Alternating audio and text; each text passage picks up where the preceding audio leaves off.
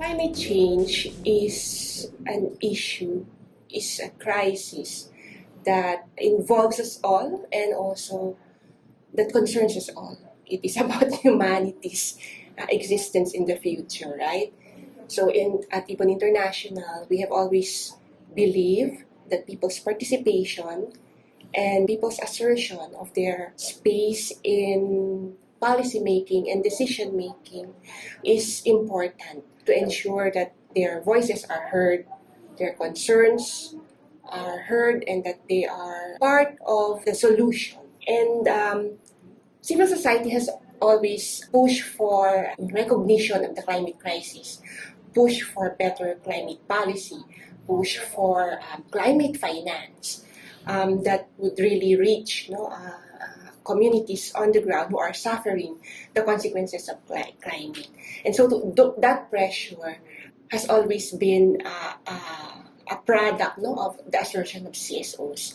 So it is very important that they are actually encouraged and provided the space so that they can push more for better policies, for really addressing the problem of the climate crisis.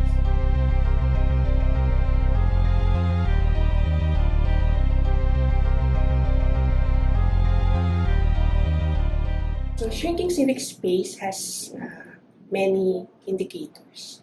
Even outside of the COP space, of course, the surveillance of civil society, attempts to silence civil society, the many harassments experienced by civil society, and the fact that they are oftentimes not allowed in the room, or they are just in the listening room, and also the inputs that they have are often ignored, or some governments just cherry pick what they like about the inputs of civil society.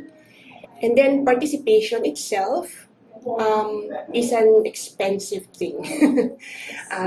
These meetings take place in countries and areas where civil society do not really have the resources to travel to and be present.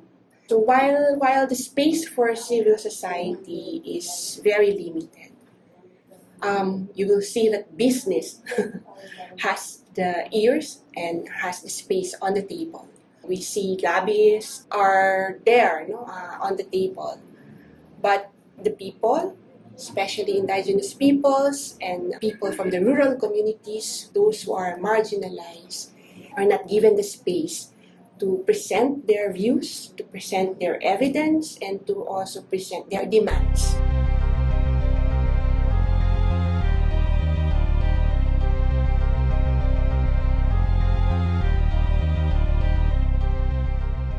The Egyptian government is not really welcoming to civil society and has in fact been repressive to its own civil society.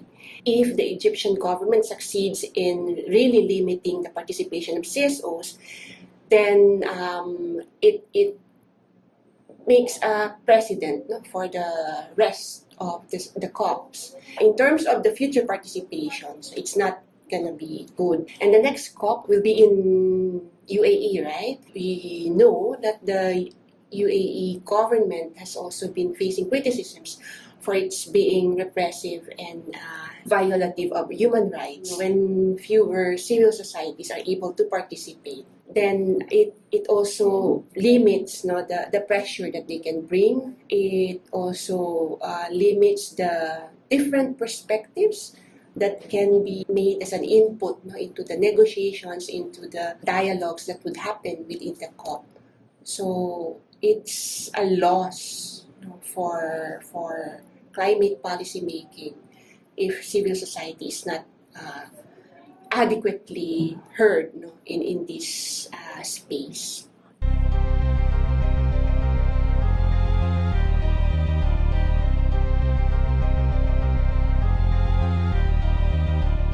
Of course, what we need to do, and we have always been doing, is to assert our space and assert our right to be in the room, in the decision-making process and in the climate negotiations. So we have to continue to push governments.